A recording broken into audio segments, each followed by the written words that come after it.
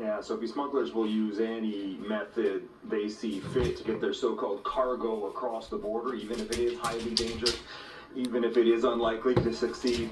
Vulnerable, unsuspecting people, instead of taking the passenger rail service you can see behind me, were told to hop a freight train headed south. Freight trains rumble across the border regularly at the Peace Arch crossing. What's on board?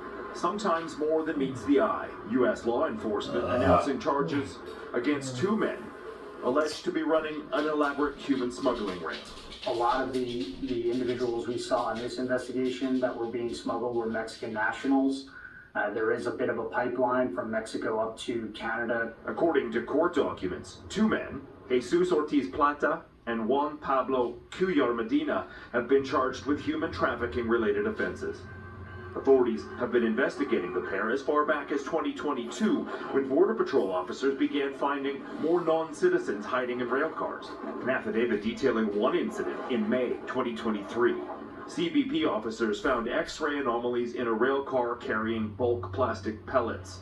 Officers found 29 undocumented non-citizens attempting to conceal themselves. We saw, people being put into hopper cars on trains with pellets up to their neck and being kind of sealed into these hopper cars. The court documents allege the smuggling ring would pick up undocumented workers in Vancouver and drive them to a rail yard.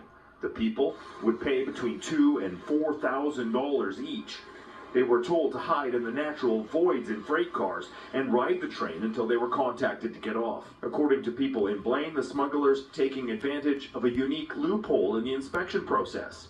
While passenger trains are stopped at Peace Arch for inspection, freight trains don't stop until Birch Bay. By that point, the train's already 5 miles into this country, and there's plenty of opportunity if someone wants to hop off that train to stay in the U.S. Without being inspected. The U.S. Border Patrol says there has been a noticeable increase in the number of undocumented citizens entering the U.S. from Vancouver. We have two folks in custody right now, but we will continue to. This investigation is not anywhere near over. All right, Aaron, do we know what kind of sentence the accused could receive if they are indeed found guilty? Yeah, if found guilty, the pair could face up to 10 years in prison and up to a $250,000 fine. Ortiz Plata has a court date in Seattle on Thursday. Sophie.